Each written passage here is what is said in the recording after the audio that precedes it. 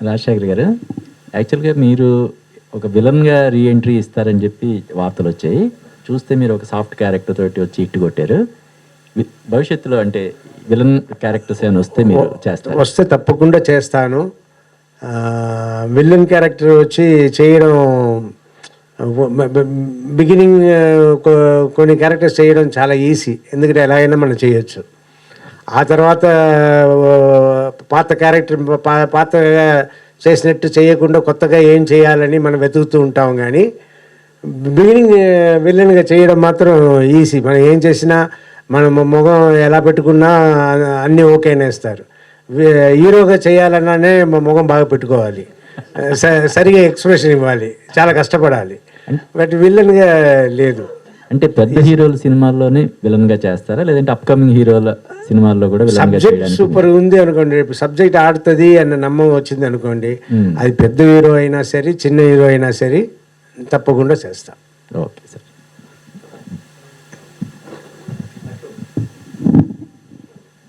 Sir sir ఇటు sir sir good evening sir.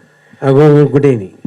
ఈ biker cinema చేస్తున్నప్పుడు మీ పాత జ్ఞాపకం ఏమన్నా మీకు గుర్తుకొచ్చాయి సార్? బైకర్ అంటే బైక్ నడపటం, ఫస్ట్ టైం రేసింగ్, అలాంటి మీ సినిమాలను కూడా యాక్షన్ యాంగ్రీ మెన్ కదా, ఏం గుర్తుకొచ్చిందో అడిగారు? ఫాదరా?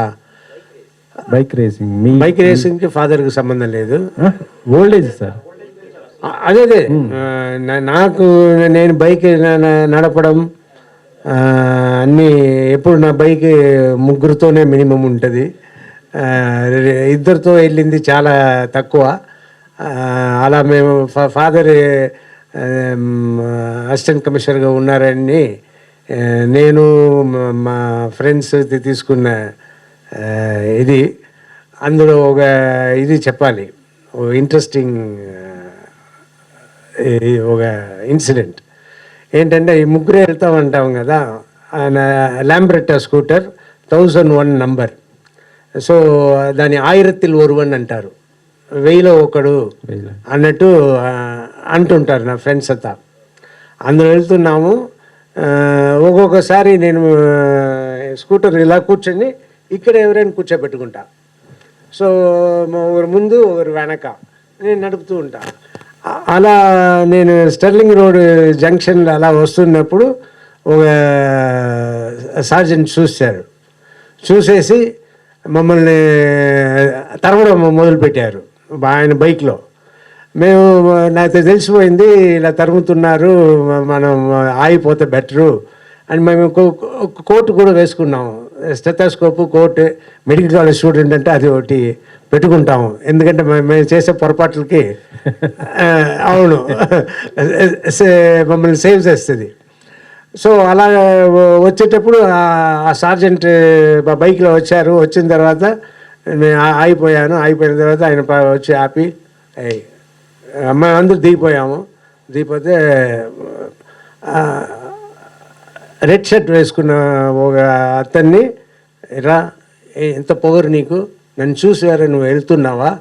సార్ నేను నడపలేదు సార్, ఆయనే నడిపారు సార్. నా దగ్గర అబద్ధాలు ఆడతావా? రెడ్ షర్ట్ వేసుకుని ముందు కూర్చుంది నువ్వే కదా అని ఆయన ముందు కూర్చున్నారు. కాబట్టి ఆయన నేనంతా క్వైట్గా ఉన్నాము, ఎందుకు మనం చెప్పుకోవడం, నేనే కానీ ఆయన ఇలా కూర్చోబెట్టానని చెప్పుకోవడమా ఏంటి? సో చెప్పకుండా వదిలేసాము. సో అలా ఆయన నమ్మకుండా లాస్ట్లో తిట్టి ఆయన అపాలజీ సారీ చెప్పేవారికి నా ఫ్రెండ్ ఎప్పుడు చెప్తూ ఉంటాడు, కలిసిపోతే నన్ను ఇలా చేసేవారు అని. సో గుర్తు ఇన్సిడెంట్ వచ్చింది. ఫాదర్ నాకు ఎక్కడ గుర్తురా, నేను అలా ఒక ఆ క్యారెక్టర్లో పడి వెళ్ళానే కానీ ఫాదర్ నన్ను ఇలా చేసేవారు లేదు, ఫాదర్ నాకు ఇలా ఉండేవారు అన్నట్టు నాకు ఏంటి. మా కోర్టు ఉంది కదా, మేము మెడికల్ కాలేజ్ స్టూడెంట్స్ అన్నది పెద్ద ఇది. అదైతే ఒక అసిస్టెంట్ కమిషనర్ సన్గా ఉండి ఇలా చేస్తావా, సిగ్గు లేదా అన్నట్టు కూడా అడుగుతారు. సో ఈ మెడికల్ కాలేజ్ స్టూడెంట్స్ అంటే ఒక పెద్ద ఎక్స్క్యూజ్. సో అలా